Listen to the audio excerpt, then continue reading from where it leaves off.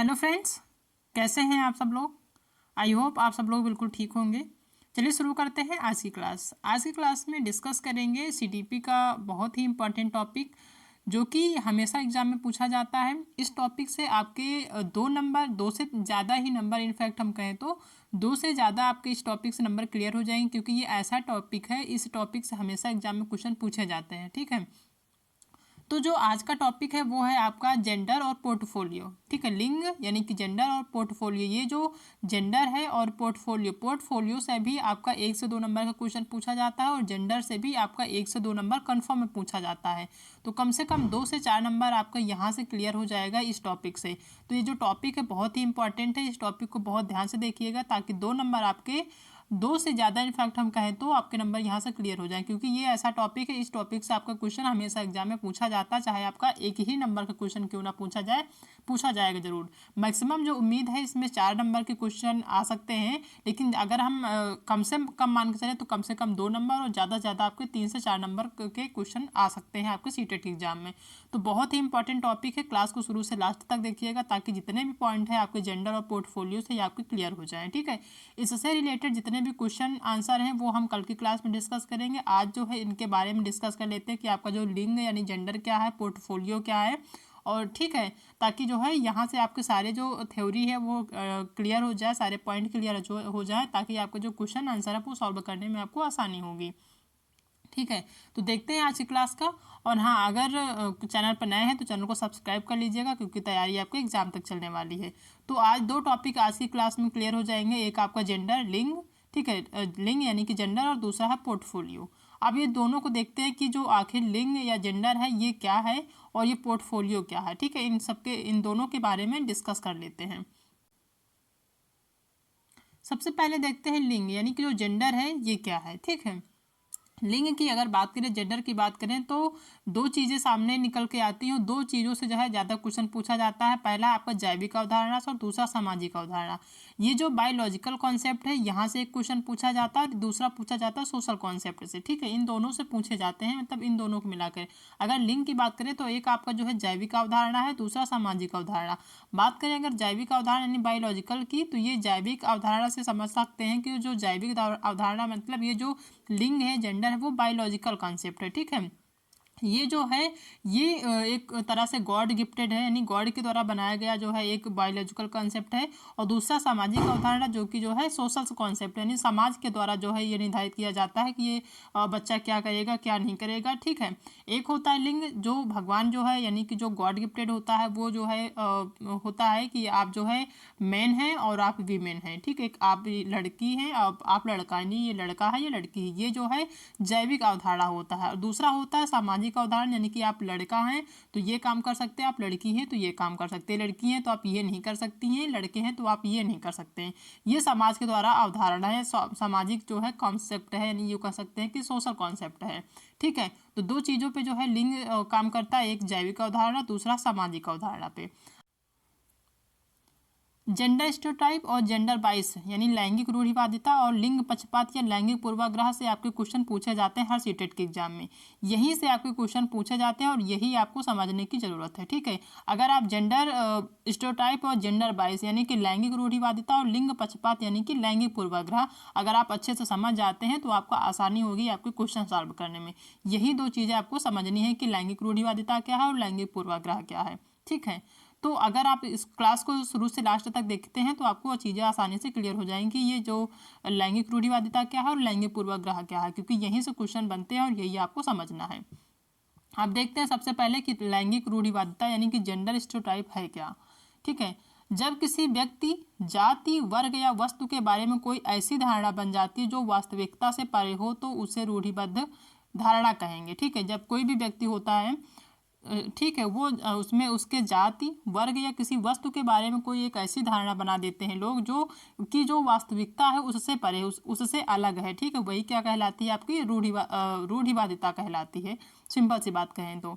ठीक है, अब अगर बिल्कुल आसान भाषा में कहें तो समाज द्वारा बनाए गए ऐसे नियम जो समाज के लोग काफ़ी समय से मानते चले आ रहे हैं उसे लैंगिक रूढ़िवादिता कहते हैं। ठीक है, यानी जिस समाज में हम रह रहे हैं वहाँ पे कुछ ऐसे नियम बनाए हैं जो कि समाज के लोगों ने ही बनाया है, यानी ठीक है, बहुत काफ़ी टाइम से, हमारे पूर्वजों के टाइम से वो नियम चलते आए हैं, और उन्हीं जो जो नियम बहुत पहले से चलते चले आए हैं उन्हीं को बिना सोचे विचारे उनको हम मानते चले आए हैं, तो वो क्या कहलाते हैं आपके लैंगिक रूढ़िवादिता कहलाता है।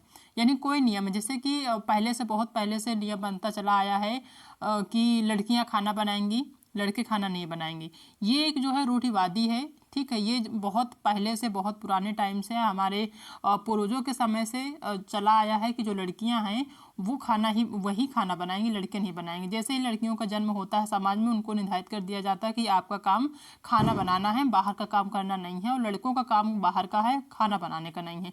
तो ये रूढ़िवादी है जो कि जो है बहुत टाइम से चली आई है।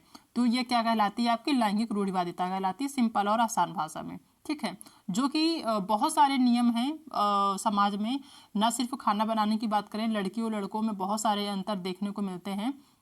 आप किसी भी फील्ड में चले जाएंगे, सभी का अपना अपना बंटवारा है कि लड़कियां ये करेंगी, लड़के ये करेंगे, लड़कियां ये पहनेंगी, लड़के ये पहनेंगे, लड़कियां ये बोल सकती हैं, लड़के ऐसा बोल सकते हैं, लड़कियां उनको ऐसा नहीं बोलना चाहिए। मतलब बहुत सारी चीज़ें आपको देखने को समाज में मिलेंगी।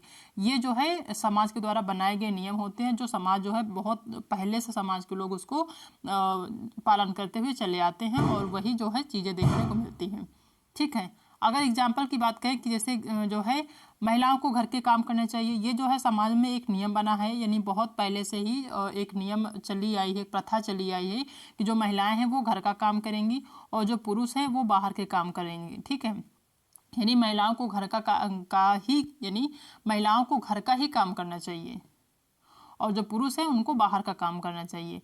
पुरुष रोते नहीं हैं, एक जो है एक ये भी धारणा बना लिया है लोगों ने, एक जो है कहें कि प्रथा चली आई है कि जो पुरुष है रोते ही नहीं हैं, ठीक है, सिर्फ लड़कियां रोती हैं। अगर कोई लड़का रोता है तो वहाँ लोग कहें कि आप क्यों लड़कियों की तरह रोते हो, आप लड़कियां रोती हैं, लड़के नहीं रोते हैं।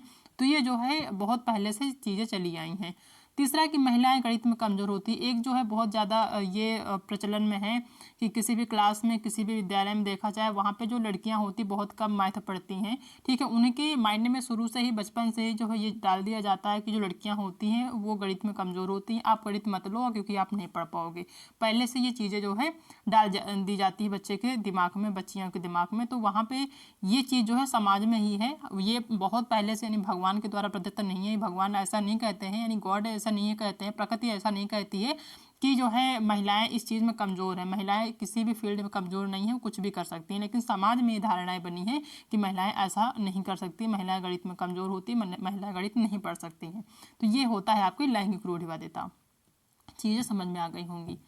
नेक्स्ट बात करें जेंडर बायस की, यानी जो है लैंगिक पूर्वाग्रह यानी लिंग पक्षपात। ये जो है दो टाइप से पूछे जाएंगे, एक आपका कभी कभी लिंग पक्षपात ऑप्शन में मिलेगा देखने को, और कहीं कहीं लैंगिक पूर्वाग्रह देखने को मिलेगा। तो इस चीज़ को ध्यान रखिए। अब बात करें कि यह है क्या। समाज में किसी व्यक्ति एवं उसके पूर्व के विचारों के आधार पर भेदभाव किया जाना ही लिंग पक्षपात या लैंगिक पूर्वाग्रह कहलाता है, ठीक है। यानी यहाँ पे अगर ध्यान से देखेंगे तो लिंग पक्षपात का मतलब ही होता है कि कंपेयर करना, पक्षपात करना एक दूसरे में, लड़की और लड़के में पक्षपात करना, ठीक है। तो इसको आसानी से समझ सकते हैं कि यहाँ पे लिंग पक्षपात लिखा हुआ, इसका मतलब कि जो है पूर्वाग्रह का जो संबंध है, जो रिलेशन है, वो पक्षपात से है, ठीक है। स्कूल या घर में लड़के और लड़कियों में जो अंतर देखने को मिलता है उन्हें हम लैंगिक पूर्वाग्रह या लैंगिक पक्षपात कह सकते हैं। चाहे हम अपने घर में देखें, अपने परिवार में देखें, अपने समाज में देखें या विद्यालय में देखें, वहाँ पे लड़कियों और लड़कों में बहुत सारे अंतर देखने को मिलते हैं। लोग कंपेयर करते हैं कि लड़कियाँ जो है इनकी अपेक्षा जो है ऐसा कर सकती हैं, लड़के लड़कियों की अपेक्षा ऐसा इस फील्ड में कर सकते हैं। तो ये जो कंपेरिजन होता है, जो कंपेयर किया जाता है, जो पक्षपात किया जाता है, यही क्या कहलाता है आपका लैंगिक पूर्वाग्रह कहलाता है, यानी कि जेंडर बायस कहलाता है। आई होप चीज़ें समझ में आ गई होंगी। अगर एग्जाम्पल की बात करें कि स्कूल में संगीत कार्यक्रम में लड़कों की अपेक्षा लड़कियों को अधिक महत्व देना, यानी विद्यालय में अगर कोई भी कार्यक्रम चल रहा है, कोई संगीत कार्यक्रम चल रहा है, तो वहाँ पे लड़कों को ज़्यादा जो है महत्व नहीं दिया जाता बजाय लड़कियों के। यानी लड़कियों को वहाँ पे ये कहा जाता है कि लड़कियाँ गाना गा लेती हैं अच्छा, लड़के नहीं गा पाते हैं। तो लड़कियों को जो है इसमें पार्टिसिपेट करना चाहिए। इस कार्यक्रम में लड़कों को नहीं करना चाहिए, क्योंकि लड़कियां गाना गा लेती, लड़के नहीं कर लेते। यहाँ पे लड़की और लड़कों में क्या किया जाता है, पक्षपात किया जाता है। तो ये बहुत ही जो है सिंपल उदाहरण है, ठीक है। यानी किसी एक पार्टिकुलर फील्ड में किसी एक व्यक्ति को कह देना चाहिए कि आप कर सकते हो, आप नहीं कर सकते हो, आप पक्षपात वहाँ पे होता है। तो ये क्या कहलाता है, आपका जेंडर बायस कहलाता है। दूसरी बात करें कि घर या समाज में लड़कियों की अपेक्षा लड़कों को अधिक महत्व देना। बहुत सारे घर होते हैं, बहुत सारे परिवार ऐसे होते हैं जहाँ पे लड़कियों को अधिक महत्व नहीं दिया जाता, वहाँ पर लड़कों को ज़्यादा महत्व दिया जाता है। बहुत सारे त्यौहार हैं, लड़कियों के नाम पे कोई ऐसे त्यौहार नहीं बनाए जाते हैं, लोग मनाते भी नहीं, लेकिन लड़कों के नाम पे बहुत सारे त्यौहार होते हैं। तो ये एक जो है आपका जेंडर बायस है, ठीक है। तो ये सारी चीज़ें आपको घर, समाज, आपके परिवार में देखने को मिलती है। जो है पक्षपात किया जाता है लड़कियों और लड़कों में, वही आपका जेंडर बायस कहलाता है या फिर लैंगिक पूर्वाग्रह कहलाता है, ठीक है। तो ये आपका जो है लिंग पक्षपात या लैंगिक पूर्वाग्रह हो गया।